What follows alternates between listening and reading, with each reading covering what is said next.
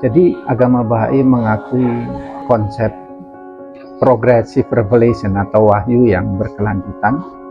Dengan demikian, agama Bahai meyakini agama-agama lainnya dan meyakini bahwa mereka semua berasal dari satu sumber, dari satu Tuhan.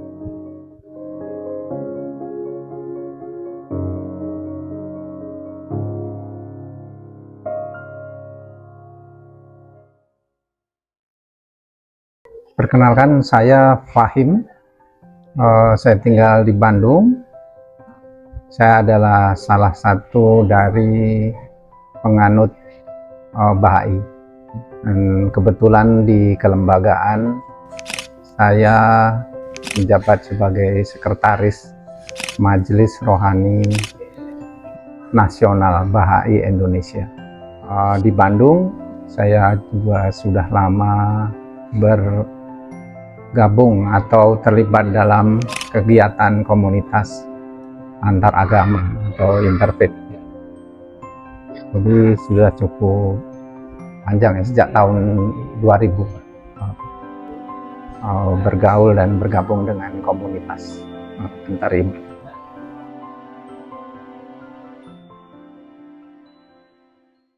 Ya, dua foto ini dua makam suci Bahai di Haifa dan di Angkat. Satu makam Sangbar dan satu lagi makam Bahaullah. Simbol Bahai. Tidak banyak simbol sebenarnya di antaranya. Bahai atau agama Bahai. Bahai secara etimologi Bahai adalah pengikut Bahaullah. Bahaullah adalah pembawa ajaran Bahai. Beliau mengajarkan tentang kesatuan dan juga mengajarkan bahwa wahyu Tuhan itu bersifat berkelanjutan dan progresif, ya. Dan Tuhan tidak pernah melupakan umat manusia di dunia ini dan selalu meneruskan proses pendidikan ilahiyah kepada umat manusia dari zaman ke zaman melalui para rasul.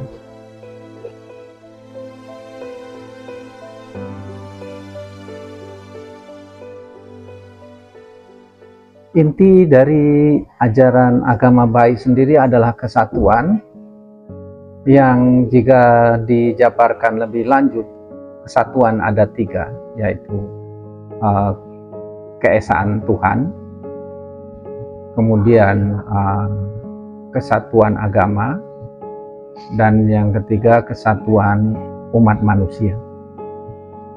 Jadi tiga konsep kesatuan ini sangat berkaitan. Jadi Tuhan satu atau Tuhan itu Esa memiliki implikasi bahwa ajaran-ajaran Tuhan yang diturunkan dalam bentuk agama-agama itu pada dasarnya berasal dari satu sumber yang sama, yaitu Tuhan. Kemudian umat manusia dengan segala keragamannya itu adalah satu, dipandang sebagai satu ras manusia. Jadi secara singkat ajaran Bahai tentang kesatuan berlandaskan pada tiga prinsip kesatuan itu. Bahaullah sendiri dilahirkan di Persia. Jadi secara geokultural sebagaimana agama-agama lain, rasulnya dilahirkan atau berasal dari satu tempat tertentu. Namun secara universal, ajaran ilahi tidak terkait secara spesifik dengan suatu tempat tertentu, tapi bersifat universal dan untuk seluruh umat manusia.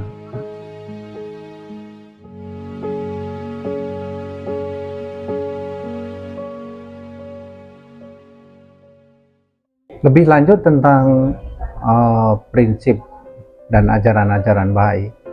Jadi berangkat dari prinsip utama ajaran Bahai, yaitu kesatuan dengan 3 tingkat kesatuan tadi, ada beberapa prinsip lainnya yang didasarkan pada prinsip kesatuan. Jadi ada beberapa prinsip lain, misalnya mencari kebenaran secara mandiri, secara bebas. Di dalam agama Bahai ditekankan bahwa setiap orang harus mencari kebenaran secara merdeka, secara mandiri, tidak ikut-ikutan orang lain. Prinsip lainnya adalah persamaan hak antara laki-laki dan perempuan. Jika kita memandang bahwa manusia sebagai entitas roh, maka kita melihat laki-laki dan perempuan itu derajatnya sama, karena sebagai roh mereka tidak ada bedanya. Secara biologis berbeda, tetapi jika kita memandang rohnya, maka pria dan wanita itu sama. Dan roh tidak memiliki gender. Itu keyakinan Bahai.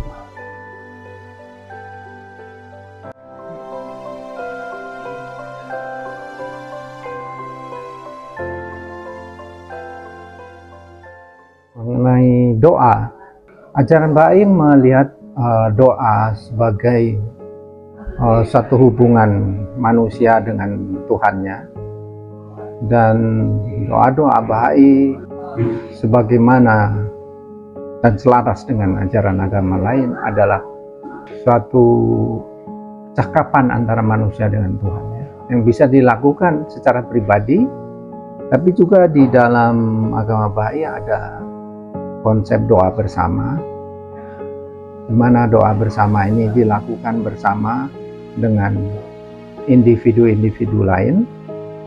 Dan secara lebih khusus lagi, doa-doa bersama ini di dalam ajaran Bahai tidak mengenal satu batas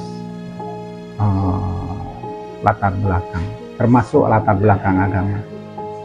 Sekali lagi ini juga mencerminkan konsep kesatuan, bahwa Tuhan kita satu dan sama.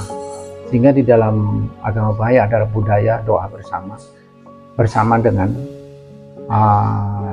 individu-individu lain tanpa mengenal batas. Kemudian lebih lanjut tentang hari-hari raya Bahai.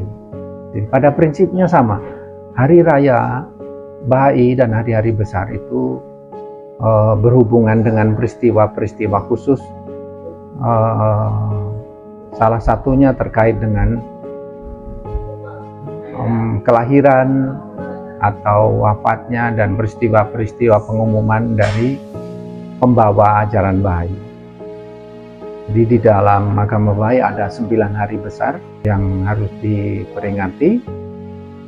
Itu ada hari kelahiran, hari pengumuman. Kemudian ada juga yang berhubungan dengan tahun baru Bahai dan peristiwa-peristiwa lain yang terkait dengan sejarah tokoh-tokoh yang membawa agama Bahai. Teman-teman, kok diri sendiri dulu ada disebutkan ya.